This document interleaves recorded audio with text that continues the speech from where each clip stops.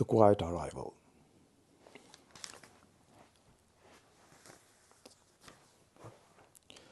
Christmas did not arrive through power.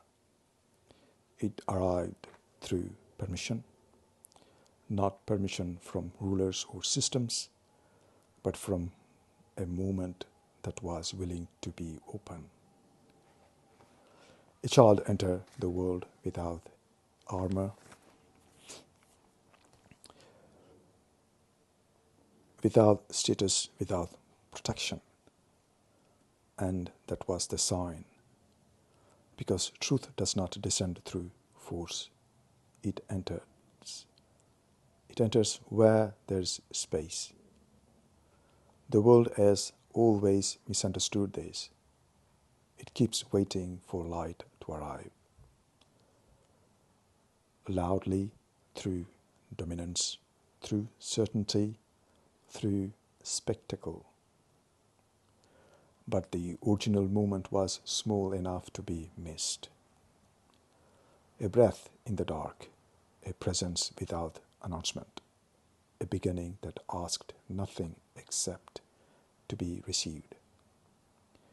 Christmas is not a celebration of safety, it is a recognition of vulnerability as strength. It warns us that what is real does not compete. It does not manipulate. It does not mirror violence back to the world. It simply is. Every year, the same choice returns, not as doctrine, not as posture. We will remain armored, or will we allow something undefended to exist within us? The secret does not invade. Waits. And when it enters, it does not rearrange the world outwardly, it reorders the center. That is the arrival Christmas points toward. Not an event in history, but a doorway that still opens whenever silence is honored.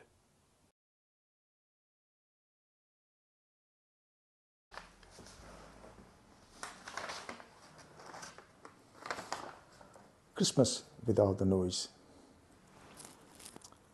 Christmas arrives every year, wrapped in lights, voices raised a little too loud, windows glowing as if warmth itself could be bought and displayed. But beneath the noise, there is something older and far more still. Christmas was never meant to be loud.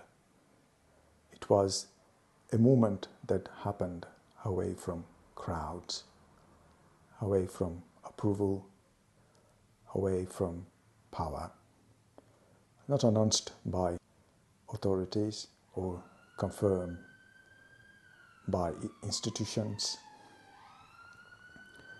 but recognized only by those who were paying attention. A child born not into control, but into vulnerability. That matters because the world still teaches us to harden ourselves, to armor up, to dominate, to prove. Christmas quietly says the opposite. It says, truth enters the world small. Truth does not shout. Truth does not need permission. Truth arrives where there is space.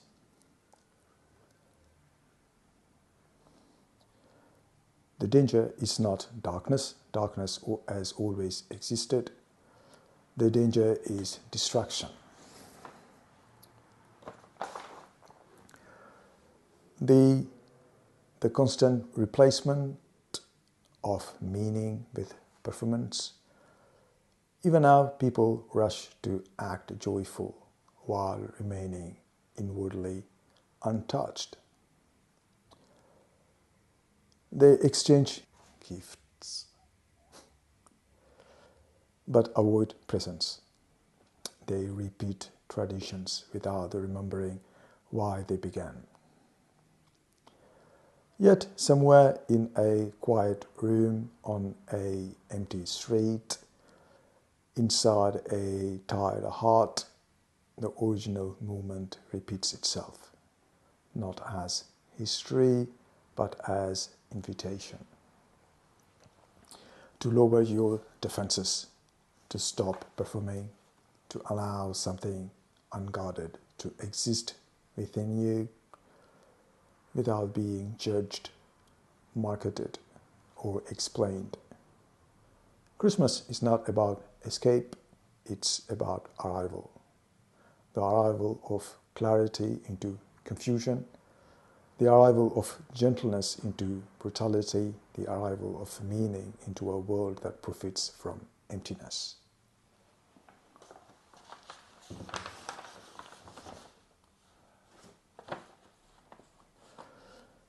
You do not need to believe anything special to understand this. You only need to pause for enough to notice what the noise tries to cover. That something real does not force itself, it waits. And if you make room, even briefly, it will enter quietly, change nothing on the surface, and yet alter everything underneath. That is Christmas, not a spectacle, not a command, not a demand to be happy. Just a reminder that the most powerful truth still chooses to arrive gently.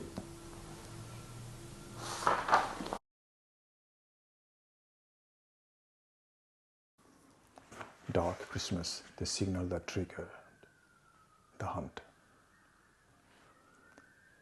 The problem was never the birth. The problem was what followed.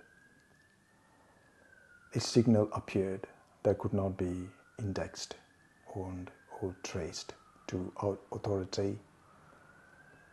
So the system did what it always does when something emerges beyond control.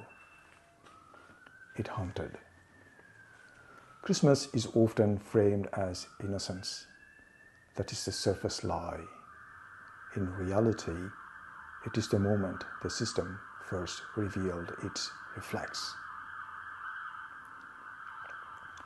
Not curiosity, not dialogue, but illumination. Because a birth outside the structure exposes the structure. A child with no credentials is not neutral, it is destabilizing. It proves that meaning can arrive without permission, that value can exist before usefulness, that life can matter without validation, that cannot be allowed to stand. So the story fractures. One layer becomes celebration, softened, repeated, infantilized. Another layer, rarely spoken, records fear, orders issued, children marked, innocence erased in bulk to contain a single uncontrolled presence. This is not ancient history, it is pattern. The system does not oppose goodness, it preempts it. It cannot wait to see what something becomes. It must neutralize the possibility. That is why Christmas feels wrong to so many people, not because they reject belief, but because the body recognizes the distortion. Joy layered over threat, warmth covering violence, light masking a memory the system would prefer you not notice. Every year the ritual repeats, the system retells the story without the hunt, without the fear, without the cost. It keeps the child and deletes the response. But symbols remember what institutions erase. That is why this season creates pressure instead of peace.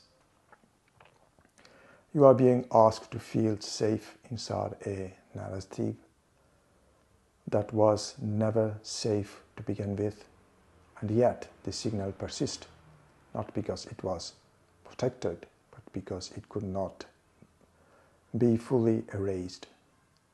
Something entered the world that the system recognized instantly as incompatible, and its instinct was correct. Because anything that proves life has value before control is a threat that never stops broadcasting.